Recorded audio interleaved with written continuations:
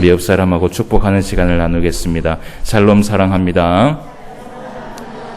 오후 시간에 만나서 반갑습니다. 인사하겠습니다. 오전에 만나서 반갑고 또 오후에 만나서 반갑고 그죠? 늘 반갑습니다.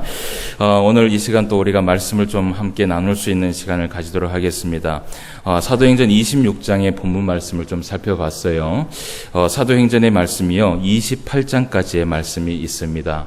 언제 이 사도행전을 마칠까 했는데 벌써 사도행전 26장까지 우리가 강의 말씀을 보면서 특별히 바울의 1차, 2차, 3차 전도 여행에 대해서 우리가 중점적으로 말씀을 좀 살펴보고 있습니다.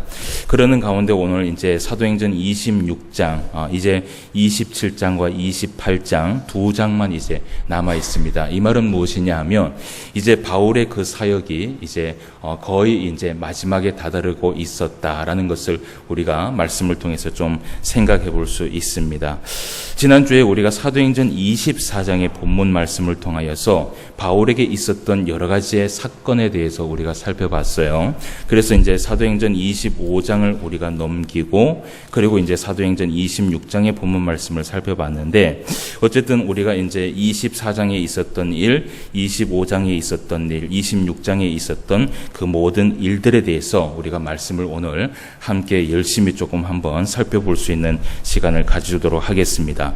바울이 지난주에 사도행전 24장에서 감옥에 갇히고 난 이후에 특별히 우리가 말씀을 볼 때에 벨릭스 총독 앞에서 바울이 서게 되는 것을 우리가 볼 수 있었습니다. 그 벨릭스 총독 앞에 서기까지 이 바울이 사실은 수많은 환난과 그리고 수많은 아픔과 고난 가운데 있었고 그리고 이 바울이 유대인들 가운데에 이 바울을 죽이기 위하여서 죽을 힘을 다하여서 이 바울을 죽이기 위하여서 작전을 짜고 그리고 이 바울을 어떻게 하면 죽일까? 먹지도 않고 마시지도 않으면서 이 바울을 죽이려고 했던 많은 유대인들을 우리가 함께 살펴볼 수 있었습니다. 그런 가운데에서도 이 바울을 건드릴 수 있는 사람은 한 사람도 없었어요. 결국은 이 바울이 하나님과 함께하고 하나님을 의지하고 하나님 앞에 나아갔을 때 온전히 하나님께서 이 바울을 하나님께서 원하시는 방향대로 이끌어 가시는 것을 우리가 볼 수 있었습니다. 이것은요, 이 바울이 하나님을 의지하지 않으면 할 수 없는 것들이에요. 만약에 바울이 스스로 생각을 하고 스스로 판단을 하고 스스로 그렇게 자기의 생각대로 나아갔다면 아마 이 가운데에서 또 다른 일들이 생겨날 수도 있었을 거예요. 그러나 이 바울은 감옥 가운데 있었든지 어느 가운데 있었든지 항상 바울이 하나님 앞에 기도하였고 그리고 하나님을 의지하며 나아갔을 때 생각지 않는 사람들을 하나님께서 붙여줌으로 인하여서 이 바울의 생명을 계속해서 연장하면서 나아가는 것을 우리가 볼 수 있어요. 특별히 우리가 기억할 것은 무엇이냐 하면 바울이요 두려워하지 아니하고 무서워하지 아니하고 끝까지 감옥에 있으면서도 감사하며 기뻐하며 나아갈 수 있었던 이유는 무엇이냐 하면 바울이 감옥에 있을 때 누가 나타났어요? 예수님께서 나타났어요. 그 예수님께서 나타나셔서 이 바울을 안아주시면서 내가 반드시 너를 로마로 보낼 것이다 라는 그 하나의 소망이요 사실은 이 바울이 정말 힘있게 능력있게 나갈 수 있었던 정말 원천의 힘이 될 수 있었던 것이죠. 여러분 우리가 신앙생활을 하면서 때로는 힘들고 어렵고 시험이 다가오고 이제 완전히 절망이다. 이제는 내 인생은 낭떠러지에 있다 할지라도 우리가 절망하지 아니하고 두려워하지 아니하고 무서워하지 않는 이유가 있어요. 그것은 무엇이냐 하면 하나님의 말씀이 우리 안에 있기 때문이에요.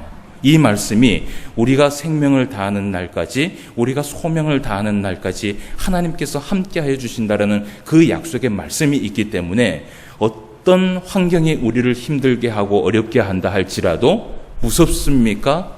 안 무섭습니까? 무섭지가 않아요.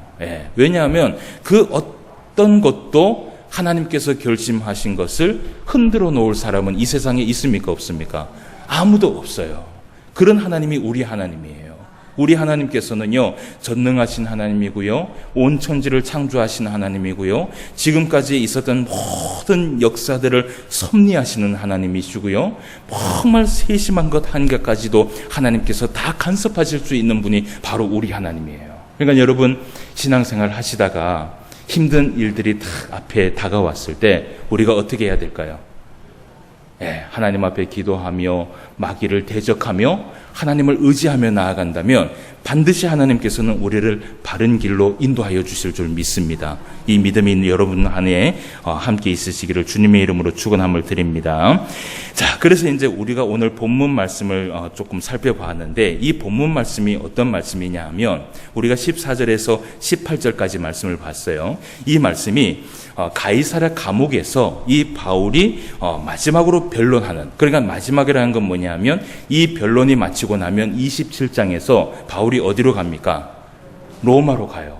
그 로마로 가기 전에 바울이 다시 한번 변론을 하는 장면이 26장에 나오는 것을 우리가 볼 수 있습니다. 그런데 이제 그 변론하는 대상이 조금 달라져요. 우리가 사도행전 24장, 25장, 26장의 말씀을 보면서 대제사장 앞에서 섰을 때도 있었고 총독 앞에서 섰을 때도 있었고 천부장 앞에서도 이 바울이 섰을 때도 있었는데 어쨌든 이 바울은 대제사장과 그리고 총독 앞에서나 그리고 천부장 앞에서든지 변함없이 하나님의 복음을 전파하며 나아가는 그 바울의 모습을 우리가 함께 볼 수 있었어요. 지난주에 이 바울을 죽이기 위하여서 심판을 하기 위하여서 어떤 일들이 있었냐 하면 대제사장이 누구를 데리고 옵니까?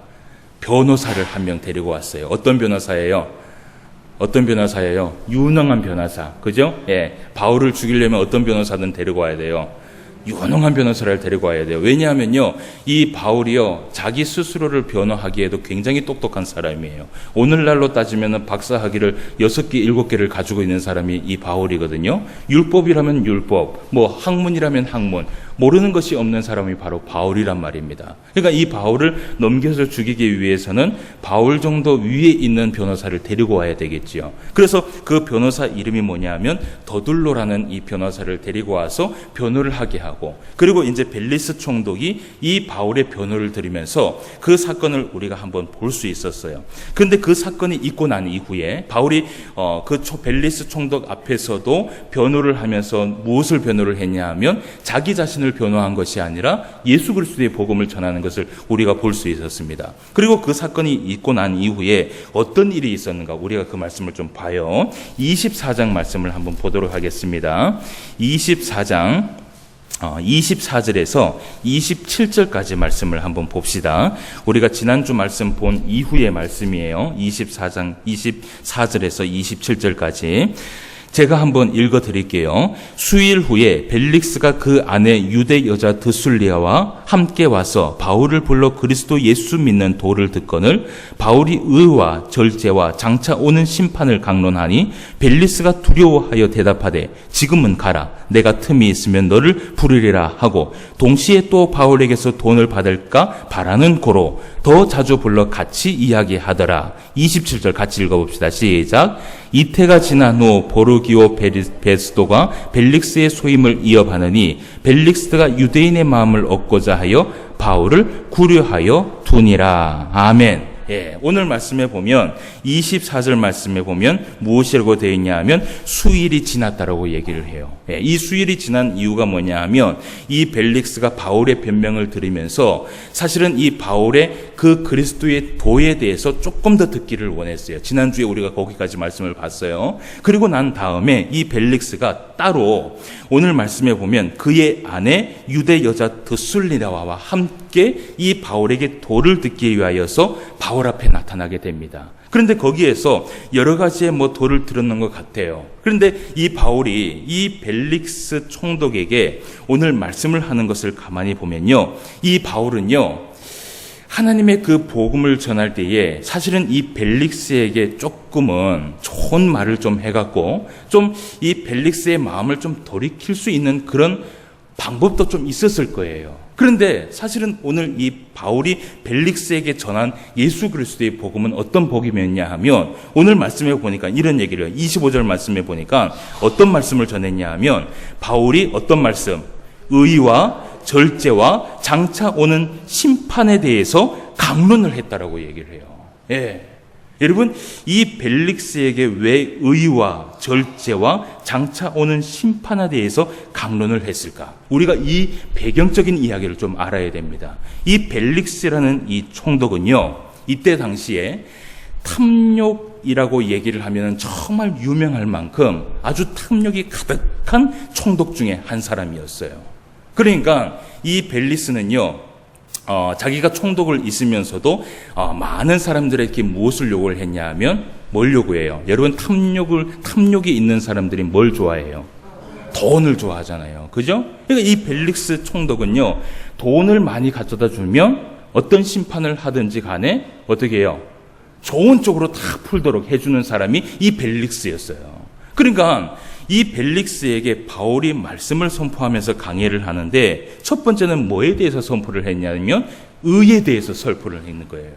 그러니까 이 의에 대해서 선포를 했을 때 벨릭스가 만약에 하나님 앞에 의롭게 살아갔다면 그 의로운 말씀이 기쁨이 되고 은혜가 되겠지만, 이 벨릭스가 하나님 앞에 어떻게 보면 의로운 사람이 아니기 때문에, 탐욕이 정말 풍성한 사람이기 때문에 바울의 그 의로운 말씀을 들었을 때 어땠을까요? 마음이 엄청나게 찔렸는 거예요. 그런데다가 그런 말씀을 강론을 했어요. 강론을 했는데다가 또 오늘 두 번째 무슨 말씀을 했어요? 절제에 대한 말씀을 했어요. 왜 이 절제에 대한 말씀을 했을까? 그것도 우리가 좀 알아야 돼요. 이 벨릭스라는 사람이 나오고 그의 아내 유대 여자 누가 나옵니까? 드루실라라는 여인이 나와요. 이 벨릭스하고 드루실라라는 여인은요, 불륜으로 인해서 맺어진 부부예요. 그러니까 정식으로 맺어진 부부가 아니라 어떤 이 불륜으로 인하여서 잘못된 방법으로 만난 그런 부부가 바로 벨릭스하고 드루실라라는 여인이에요. 이 벨릭스하고 드루실라의 그 모든 불륜 사실은 온 천하가 알고 있는 사실이었어요. 그 부분에 대해서도 이 바울이요, 그냥 넘어가지 않았습니다. 하나님의 말씀을 강론을 하면서 그에게 무엇을 선포했냐 하면 절제에 대해서 선포를 했는 거예요. 여러분, 이쯤 되면 벨릭스 총독이요, 이 말씀을 들었을 때 어땠을 것 같아요? 이 정도 들었으면 한번 보세요.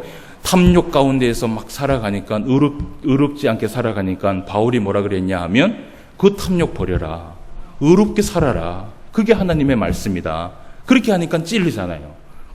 그래서 두 번째는 안 들으려고 그랬는데 또 바울에게 가서 말씀을 들었는 거예요. 근데 이번엔 또 뭘 얘기하냐고 얘기하니까 가만히 말씀을 듣다 보니까 자기 이야기야. 어떤 얘기예요? 자기가 불륜을 저질러서 하나님 앞에 죄 짓는 것을 말씀을 풀어갖고 또 얘기를 하는 거예요. 환장하죠. 그런데 거기까지 딱 말씀을 듣고 이 벨릭스가 안 들으려고 했는데 또 그 다음이 궁금한 거예요. 그래서 세 번째 무엇을 말씀을 하냐면, 세 번째 뭘 해요? 심판에 대해서 얘기를 하는 거예요. 여러분, 심판은 뭡니까? 의롭게 살지 못하고 절제하지 못하는 그 삶의 마지막은 무엇이에요? 사망이에요. 죄의 삭은 무엇이에요? 사망이에요.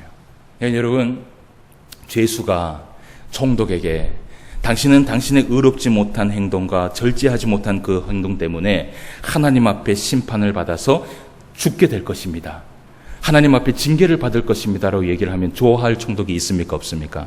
없지요. 그래서 오늘 말씀에 보니까요, 이런 얘기를 해요. 오늘 25절 말씀을 봅시다.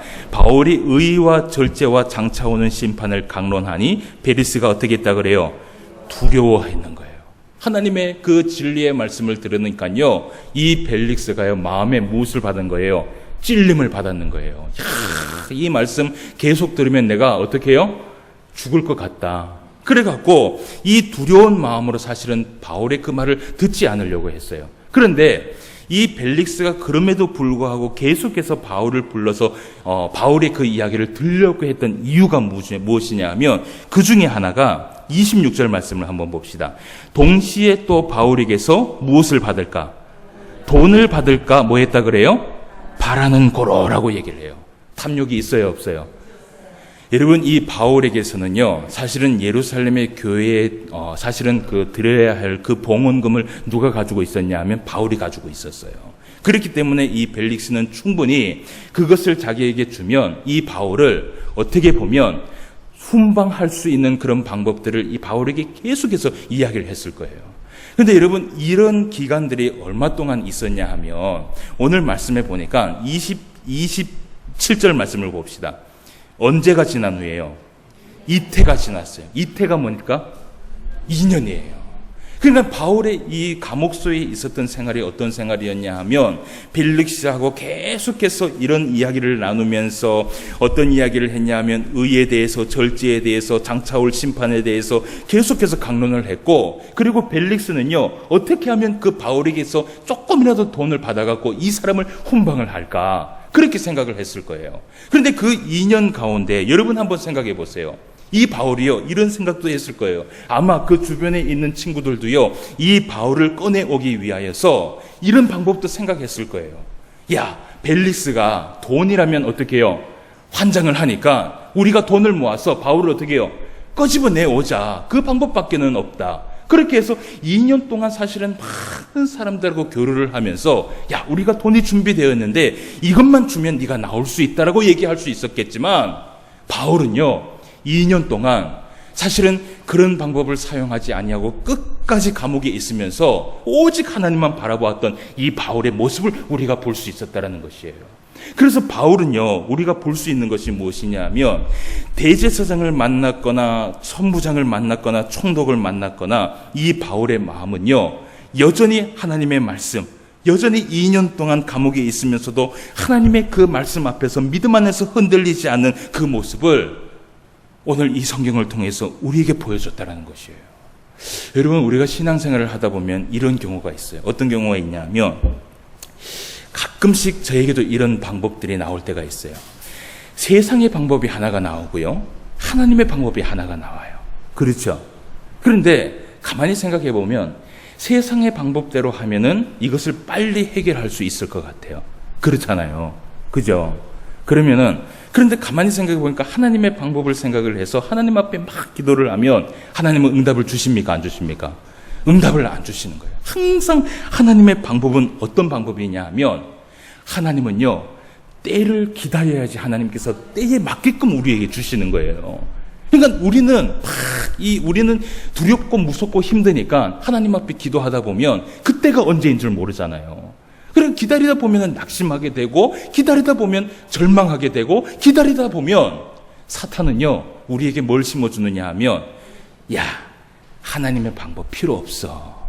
내가 좋은 방법을 한 개 가르쳐 줄게. 그게 뭐예요? 세상의 방법이에요.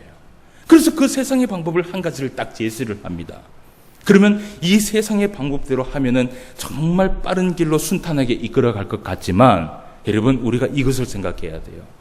오늘 바울이 감옥 안에 있으면서 세상의 방법과 그리고 하나님의 방법을 가지고 이 바울이 2년 동안 한 번도 고민을 안 했을까요? 아니요, 고민을 했을 거예요. 많은 사람들도 이 부분에 대해서 고민을 했을 거예요. 그런 가운데에서도 이 바울이 선택한 것은 무엇이냐 하면, 하나님의 때가 있을 것이라고 아마 믿었을 거예요. 여러분, 우리가 신앙생활을 하면서요, 하나님의 때를 기다릴 수 있는 성도가 돼야 돼요. 예. 그때가 언제인지 압니까, 모릅니까? 아무도 몰라요. 그런데 우리가 이것을 기억해야 돼요. 우리가 하나님의 방법대로 하나님의 때를 기다려서 그 길을 걸어가면요, 그 길은 어떤 길입니까? 정말 완벽한 길이에요. 그 길은 선한 길이고 내가 만들지 않아도 될 수 있는 길이고, 하나님께서 은혜를 베풀어 주시면 정말 그 은혜 가운데 정말 형통하게 갈 수 있는 길인데, 결국은 사람의 방법대로 해갖고 하나님의 방법을 흐트러 놓는 것은 누구냐 하면 사람이라는 것을 우리가 볼 수 있어요. 우리가 이 말씀을 보면서 한 가지 좀 생각해 봅시다. 무엇을 생각할까? 세상의 방법과 하나님의 방법이 있어요. 무엇을 선택하면서 살아가시겠습니까? 하나님의 방법은요, 오래 기다려야 돼요. 예, 그래도 아멘이시죠? 예, 하나님의 방법은 오래 기다려야 돼요. 그래도 아멘이시죠? 예, 여러분, 이 믿음이 저와 여러분들 가운데 충만하시기를 바랍니다. 이 때를 기다리는 것이 바로 성도이고요, 이 때를 기다리는 것이 바로 하나님을 의지하는 것이에요. 이것이 바로 믿음이에요. 그래서 오늘 이 바울이 그 가이사랴 감옥에서요 2년을 보내는 동안 그 믿음이 한 번도 흐트러지지 않았어요. 벨릭스 총독에게 사실은 아부를 할 수도 있었고요, 돈을 줄 수도 있었고요, 그렇게 해서 석방을 돼서 훈방 처리가 될 수도 있었지만, 그 가운데에서도 이 바울은 2년 동안 아무것도 바라지 않고 오직 하나님의 그 말씀 앞에서 서고 있는 그 바울의 모습을 보게 돼요. 그러는 가운데 어떤 일이 생기느냐 하면 이 그 벨릭스 총독이 다른 총독으로 이제 위임하게 되는 것. 그러니까 정권이 바뀌게 되는 거예요. 2년 동안 많은 일들이 있었어요. 우리는 한 주 만에 이 바울의 이야기를 들어보지만 바울은 이미 몇 년이 지났어요? 2년이 지났어요. 길다, 그죠? 우리는 일주일 만에 바울을 만났는데 바울은 2년이 지났어요. 2년 동안 뭘 했어요?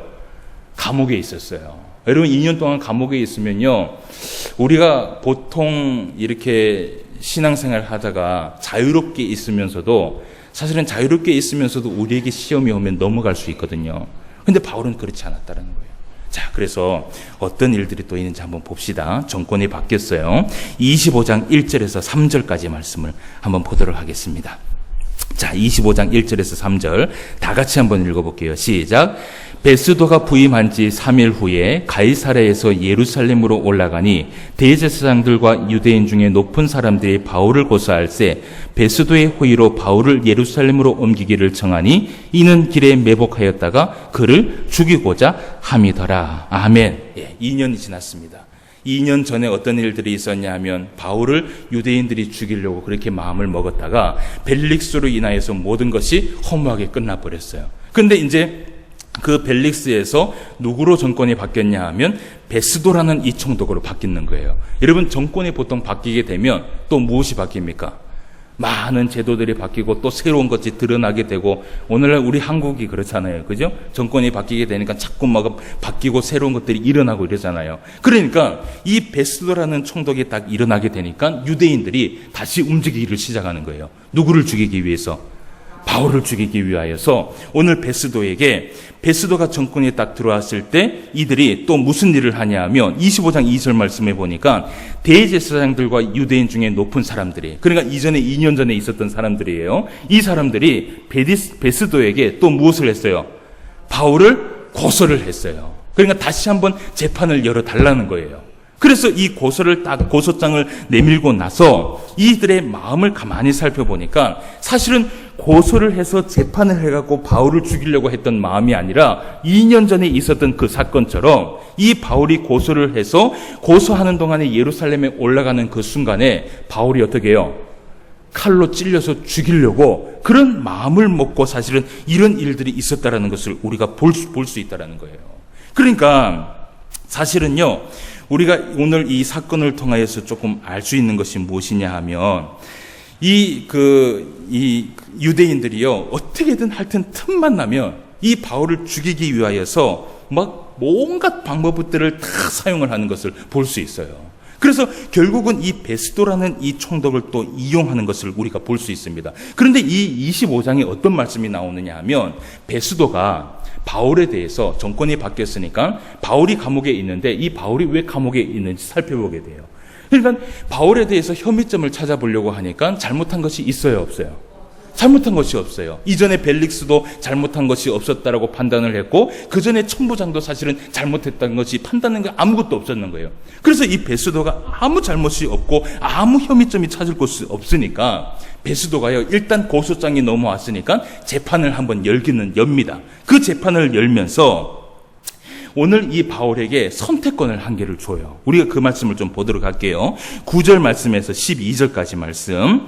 우리가 오늘 말씀 조금 이렇게 봐야 될 말씀이 많지만 힘을 내서 한번 보도록 하겠습니다. 자, 베스도가 9절입니다. 베스도가 유대인의 마음을 얻고자 하여 바울더러 묻되 내가 예루살렘에 올라가서 이 사건에 대하여 내 앞에 신문을 받으려느냐? 바울이 이르되 내가 가이사의 재판 자리 앞에 섰으니 마땅히 거기서 신문을 받을 것이라. 당신도 아시는 바와 같이 내가 유대인들에게 불의한 행한 일이 없나이다. 만일 내가 불의를 행하며 무슨 죽을 죄를 지었으면 죽기를 사양하지 아니할 것이나 만일 이 사람들이 나를 고발하는 것이 다 사실이 아니면 아무도 나를 그들에게 내줄 수 없나이다. 내가 가이사께 상소하노라 한데 베스도가 배석자들과 상의하고 이르되 내가 가이사에게 상소하였으니 가이사에게 갈 것이라 하니라. 아멘. 결국은 이 베스도가 유대인들 때문에 이 바울이 죄는 없지만 재판을 열게 돼요. 그런데 재판을 여니까 이 바울의 뭐 증명할 것이 한 개도 없잖아요. 그래서 바울에게 얘기를 해요. 네가 예루살렘에 가서 나한테 재판을 받을 것이냐? 라고 얘기를 하니까 바울이 뭐라고 얘기를 하냐면 아닙니다. 나는 가이사의 황제한테 가서 로마로 가서 내가 거기서 재판을 받겠습니다. 라고 얘기를 하면서 무엇을 내밀어요? 상소를 내민 거예요. 여러분 오늘날 그 법정에 있는 그런 것하고 똑같이 생각을 하면 돼요. 그러니까 법정 이야기하면 여러분 머리 아프시죠? 뭐 대제사장들이 고소장을 내밀고 그죠? 또 막 재판을 열어갖고 바울이 또 뭐 이 상소를 또 하면서 그죠? 예. 그래서 결국은 이 바울이 이렇게 상소를 내밀었을 때에 그 베스도가 그것을 받아들입니다. 그래서 이 베스도는요, 오히려 자기한테는 좋은 거예요. 자기가 재판하지 않아도 되니까. 그런데 중요한 건 뭐냐 하면 대제사장들과 유대인들 가운데에서는 또 난리가 났는 거예요. 왜냐하면 이 바울이 예루살렘으로 가지 않고 로마로 바로 가게 되면 결국은 바울을 죽일 수 있는 방법이 없게 되는 거예요. 그런데 어쨌든 하나님께서 이 바울에게 이것을 통하여서 무슨 일들을 하시냐면 로마로 가는 길을 어떻게 해요? 열리게 해주는 거예요. 여러분 감옥에 있으면서도 정말 메인 몸인데도 불구하고 이 바울의 그 모든 방향점들을 보면 누가 인도하시는 것 같아요? 하나님께서 막 만들어 가시는 것 같아요. 정말 진짜 상상도 못해요. 오늘 이 베스도가 사실은 이것을 상소를 받아들이지 않으면 예루살렘에 가서 사실은 재판을 받아야 되거든요. 그런데 이 상소를 그대로 받음으로 인하여서 이 바울에게 로마로 가는 길이 열리게 되는 것이에요. 자, 그리고 나서 이제 우리가 25장 말씀을 이제 넘어갑니다. 자, 넘어갑시다. 이 25장의 말씀이 어떤 말씀이냐 하면 상소하는 말씀이에요. 그러니까 우리가 이걸 생각합시다. 24장, 25장에 어떤 일들이 있었냐 하면 이 벨릭스에서 누구에게 총독이 바뀌었어요? 베스도로 총독이 바뀌었고요. 이 베스도한테 대제사장과 유대인들이 뭘 했어요? 고소장을 내밀었고요. 죽이려고 고소장을 내밀었고, 그리고 그 재판 가운데에서 바울이 뭘 했어요? 상소를 했어요. 어디로 가려고? 로마로 가려고. 예. 거기까지가 25장의 말씀이에요. 25장의 말씀인데 이제 이 바울이 어디만 가면 돼요? 로마만 가면 되잖아요. 그러면은 사실은 사도행전 26장, 27장 필요가 없어요. 이제 바울이 로마로 가면 되니까. 그런데 이 26장에서 오늘 이 바울이 증언하고 있는 이 변명은 누구한테 한 것인가? 오늘 우리가 그 말씀을 좀 보려고 해요. 여러분 이 바울이 로마로 압송을 당하기 전에 사실은 모든 재판이 끝났어요. 모든 재판이 다 끝났는데 로마에 있는 어떤 한 사람이 이 가이사랴에 방문을 하게 됩니다. 그게 누구냐 하면 아그리빠 2세라는 왕이에요. 이 아그리빠 2세라는 왕이 이 누구냐 하면 가이사 황제의 아들이에요. 그 아들이 가이사랴에 도착을 해서 사실은 이 바울을 만나기 위해서 도착한 것이 아니라 어떻게 왔다가 바울의 소식을 듣게 되는 거예요. 그래서 이 바울의 이야기를 가만히 베릭스에게 딱 들어보니까 이 바울이 혐의는 없는데 그 혐의점을 찾기 위해서 유대인들이 자꾸 바울을 죽이려고 해요. 그래서 고소장을 내밀었는데 고소장을 내밀었으니까 재판을 열었는데 혐의가 없어요. 그래서 이 바울에게 그러니까 아그리빠 왕에게 보고를 하는 거예요. 그래서 이 바울에게 재판을 예루살렘에 가서 받을래? 안 그러면 어떻게 할래? 물어보니까 바울이 어떻게 했어요?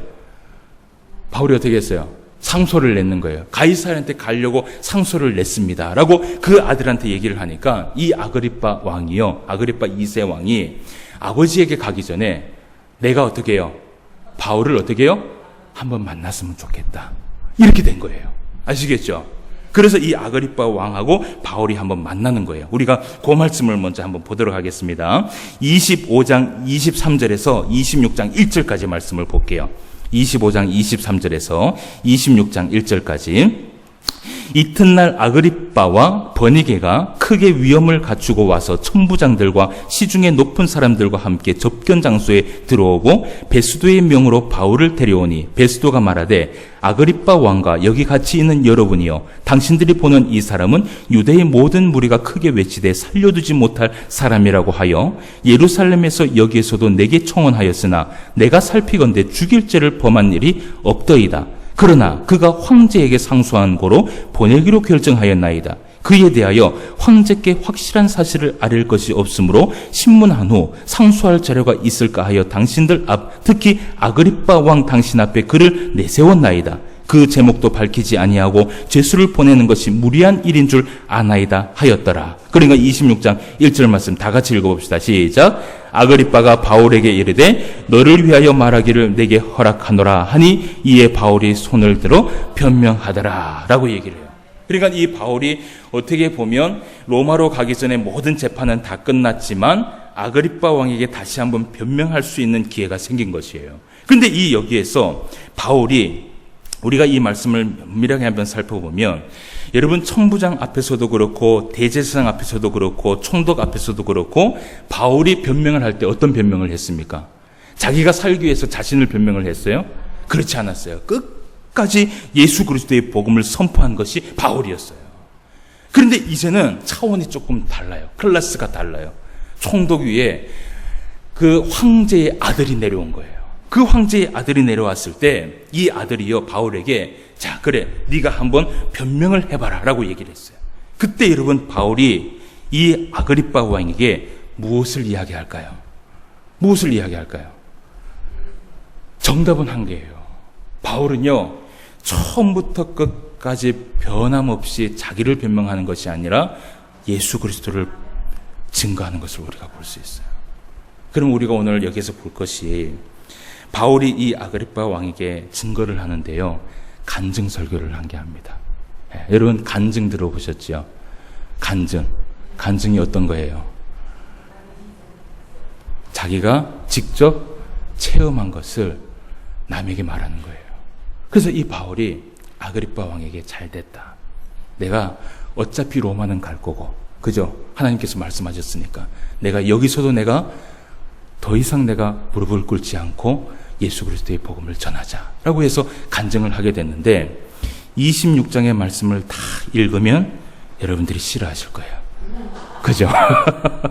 네, 그 간증의 이야기예요. 그래서 여러분 집에서 이 바울이 이 아그리빠 왕에게 변명하면서 간증하는 그 내용을 한번 잘 살펴보세요. 저는 오늘 14절에서 18절까지의 말씀을 다시 한번 보면서 바울이 어떤 이야기를 했는지 우리가 한번 보도록 하겠습니다. 14절 말씀에서 18절까지 천천히 우리가 다시 한번 생각해 봅시다. 이것을 읽을 때에 자 누구에게 간증을 해요? 지금 누구에게 간증하고 있어요? 아그리빠 왕에게 간증하고 있는 내용이라고 생각하세요. 아까는 제가 그냥 봉독해드리니까 야 이것이 무슨 말씀인가 몰랐잖아요. 근데 이제는 이 바울이 자기의 그 간증을 하는 거예요. 자 한번 봅시다. 우리가 다 땅에 엎드려짐에 내가 소리를 들으니 히브리 말로 이르되 사오라 사오라 내가 어찌하여 나를 박해하느냐 가시체를 뒷발질하기가 내게 고생이니라. 내가 대답하되 주님 누구시니까 주께서 이르시되 나는 내가 박해하는 예수라. 일어나 너의 발로 서라. 내가 내게 나타난 것은 곧 내가 나를 본 일과 장차 내가 내게 나타날 일에 너로 종과 증인을 삼으려 함이니 이스라엘과 이방인들에게서 내가 너를 구원하여 그들에게 보내어 그 눈을 뜨게 하여 어둠에서 빛으로 사단의 권세에서 하나님께로 돌아오게 하고 죄사함과 나를 믿어 거룩하게 된 무리 가운데 기업을 얻게 하리라 하더이다 라고 얘기를 하면서 아그리빠 왕에게 간증을 하고 있는 것이에요. 여러분 오늘 이 바울이 하나님 앞에 간증을 하는데 오늘 이 사건이 어떤 사건이냐 하면 다메섹 도상에서 바울이 예수님을 만난 그 사건을 이야기하고 있는 것이에요. 근데 이 바울이 처음에는 사울이었잖아요. 그죠? 사울이었었는데 사실은 처음부터 예수님을 증언하는 사람이었습니까? 아니요. 처음에는 예수 믿는 사람을 죽이려고 하는 사람이었어요. 그래서 이 다메섹에 간 것도 이유가 무엇이냐 하면 예수 믿는 사람을 잡아서 죽이려고 사실은 다메섹에 갔는 거예요. 근데 다메섹 어떤 한 도상에서 누군가가 사울아 사울아 라고 얘기를 하는 거예요. 그때 어디서 나는지 모르는데 그 소리로 인하여서 무슨 일이 일어나냐면 막 큰 빛이 나한테 나타난다는 거예요. 이게 지금 제가 바울이에요. 아그리빠 왕에게 간증하고 있어요. 내가 신앙생활을 하다가 나는 사실은 예수님을 믿는 사람이 아니라고. 예수님을 믿는 사람은 내가 저주하고 그 사람을 죽이는 사람이었는데 내가 다메섹에 가서 예수 믿는 사람을 죽이려고 갔다고. 그런데 그 다메섹 도상에서 누가 나한테 사울아 사울아 그러길래 누군가 딱 봤더니 어떤 빛이 꽉 비치는 거예요. 그 빛 때문에 이 바울이 어떻게 됐냐 하면 그 자리에서 무릎을 꽉 꿇는 거예요. 여러분, 그때 어떤 일들이 일어났어요? 바울의 눈이 어떻게 됐어요? 완전히 실명당하게 됐어요. 그런 것을 이 바울이 이야기를 하는 거예요.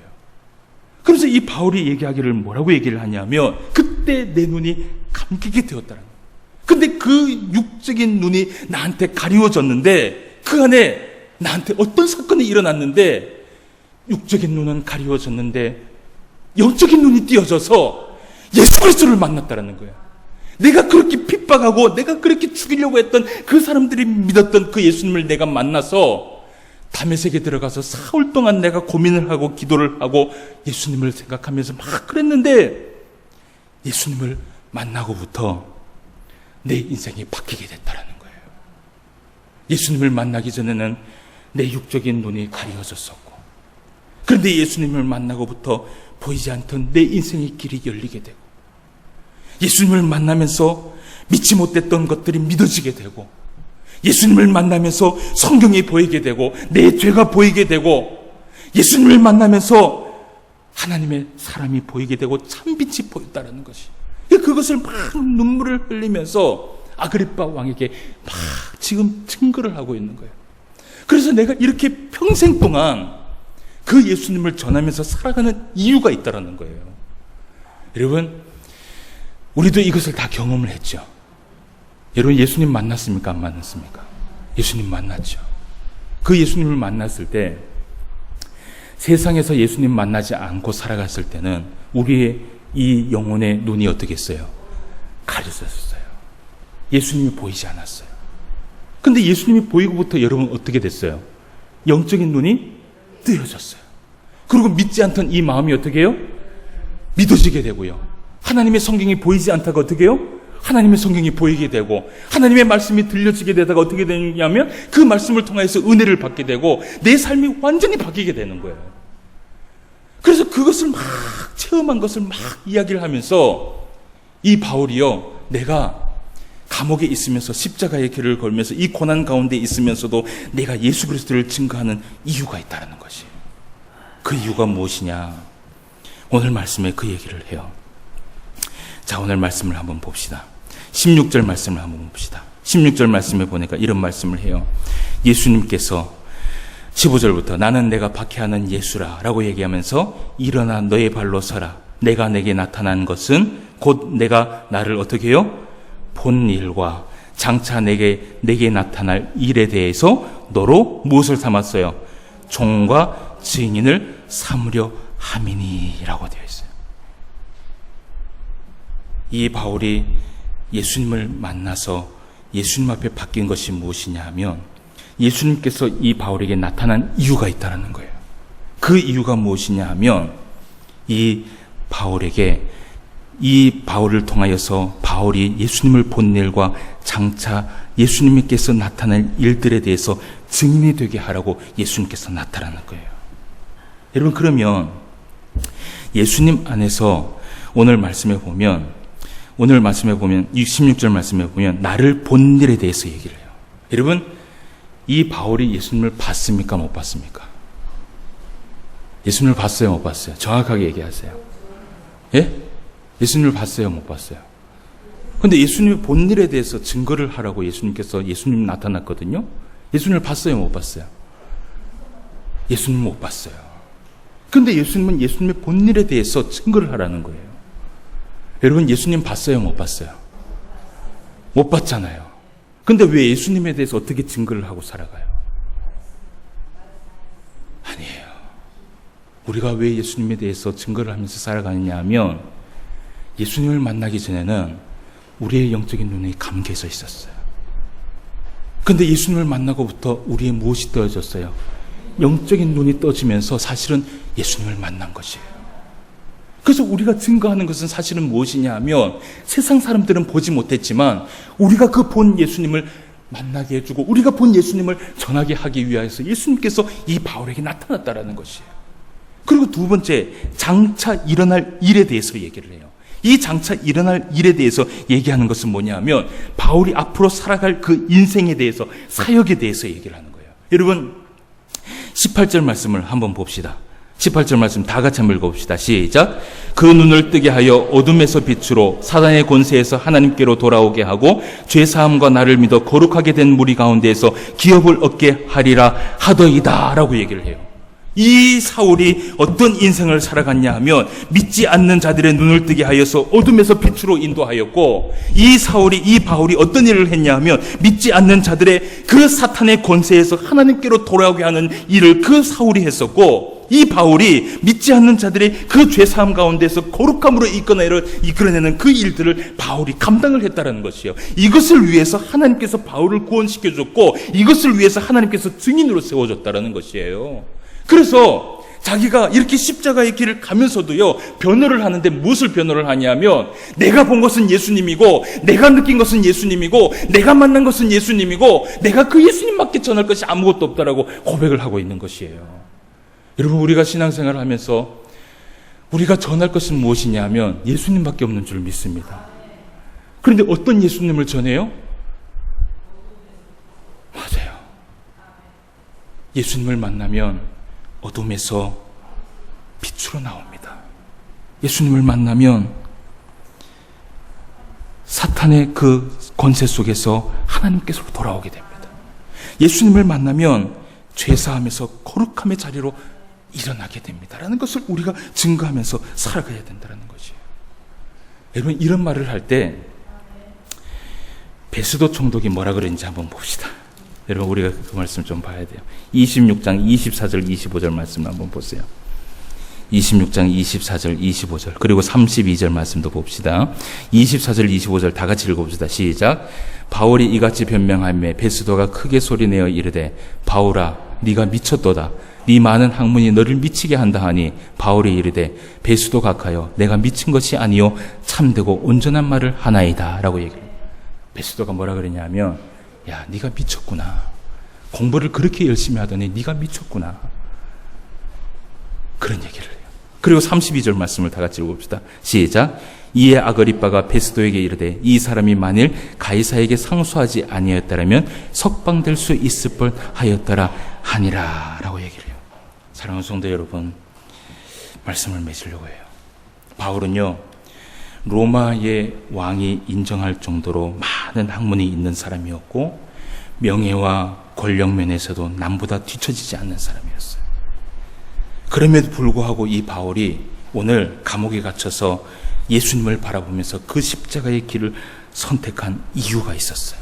그 이유가 무엇이냐면, 세상에 죽을 수밖에 없었던 그 많은 죄인들을 예수님께서 구원하여 준다라는 것을 이 바울이 깨달았을 때 바울은요, 그 길을 걸어갈 수밖에 없었어요. 여러분, 이 바울이 먼저 하나님 앞에 구원의 자리에 은혜를 받았어요. 바울이 눈이 감겼을 때에 참빛을 통하여서 예수님을 만나게 됐고요, 어두운 가운데 있을 때 영적인 그 믿음의 눈을 통하여서 하나님을 만나게 됐고요, 이 바울이 그 모든 것을 다 체험하게 됐어요. 그 모든 것을 다 체험하고 나니까 바울이 가지고 있었던 그 모든 학문이 다 아무것도 소용이 없다라는 것을 깨닫게 되는 거예요. 그래서 바울이 어떤 소리까지 들었냐 하면, 네가 미친놈이구나. 여러분, 세상에 감당할 수 없는 사람을 두고 뭐라고 얘기를 하냐 하면 미친 사람이라고 그래요. 세상 사람들이 예수님 믿는 사람한테 뭐라고 얘기를 하냐 하면 예수쟁이라고 얘기하죠. 미친 사람이라고 얘기를 하죠. 눈만 뜨면 뭘 해요? 예수 믿어라. 눈만 뜨면 뭐 해요? 예수 믿으면 천국 간다. 눈만 뜨면 뭐 해요? 예수 믿어야지 네 모든 그 죄악에서 승리할 수 있어. 왜 이런 증거를 하면서 살아갑니까? 우리가 그 은혜를 주신 예수님을 만났기 때문이에요. 그렇기 때문에 그 예수님을 다른 사람에게도 만나게 해야 되기 때문에 우리가 그렇게 삶을 살아가는 것이에요. 여러분, 정말 가치 있는 삶이 무엇일까요?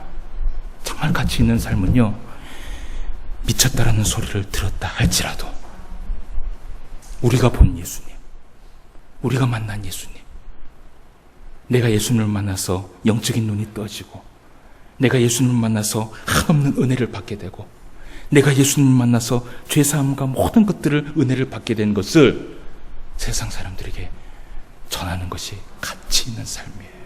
그것이 정말 가치 있는 삶이에요. 그렇기 때문에 오늘 예수님께서 이런 얘기해요. 내가 그것을 위하여서 너에게 나타났고, 내가 그것을 위하여서 너를 종으로, 너를 내 제자로 삼았노라 라고 얘기를 해요. 우리는 하나님의 종과 증인과 제자인 줄 믿습니다. 이 세상에 살아가면서 우리가 해야 될 일이 있어요. 그것이 무엇이냐 하면 내가 본 예수님, 내가 만난 예수님, 그것을 전하면서 살아갈 수 있는 저와 여러분 되시기를 주님의 이름으로 축원함을 드립니다. 기도드리겠습니다. 하나님 아버지, 은혜를 진심으로 감사함을 드립니다. 오늘도 귀한 말씀 우리에게 허락하여 주셔서 바울이 사는 그 삶의 모습을 또 한 번 바라볼 수 있도록 인도하여 주심을 감사함을 드립니다. 바울은 많은 학문을 가지고 있었고, 세상적인 권력도 가지고 있었고, 충분히 세상에서 떵떵거리며 재미있게 많은 것을 누리며 살아갈 수 있었음에도 불구하고 십자가의 길을 걸어갔습니다. 그 십자가의 길을 걸어간 이유는 예수님을 만났기 때문입니다. 예수님을 만나서 영적인 눈이 뜨어졌고, 예수님을 만나서 구원함을 받았고, 예수님을 만나서 사탄의 권세에서 이겨냄을 받았고, 예수님을 만나서 거룩한 인생을 살아가게 된 것을 많은 사람들에게 알리기 위하여서, 증인이 되기 위하여서 평생 동안 눈물을 흘리면서 감옥에서 그 어려운 생활을 하면서도 사람을 만나면 누구든지에게 예수를 전했던 바울의 모습을 보게 됩니다. 그 예수님을 우리도 만났습니다. 그런데 우리는 어떤 삶을 살아가고 있는지 고민할 수 있는 주의 성도가 되게 하여 주시옵소서. 우리를 증인으로 세워주셨고, 우리를 종으로 세워주셨고, 우리를 제자로 세워주셨는데, 우리는 정말 그 종과 그 증인의 삶을 살아가고 있는지, 정말 예수님을 만났고 정말 예수님을 보았는데 그 예수님을 본 것을 많은 사람들에게 증거하고 있는지 우리의 삶을 돌아볼 수 있도록 인도하여 주시옵소서. 이번 한 주간 동안 예수님의 손을 붙잡고 예수님과 동행하며 살아가기를 원합니다. 내 앞에 예수님이 있습니다. 내 옆에 예수님께서 나의 손을 붙들고 있습니다. 그것을 많은 사람들에게 보여주고 들려줄 수 있는 우리의 삶이 되게 하여 주시옵소서. 이 믿음 변하지 않도록 주님 도와주시고, 우리의 가는 그 길이 십자가의 길과 슬픔의 길과 고난의 길이라 할지라도 마땅히 감당할 수 있는 주의 종들이 되게 하여 주시옵소서. 오늘도 함께 하여 주심을 감사함을 드리며 모든 말씀 예수님의 이름으로 기도드리옵나이다. 아멘.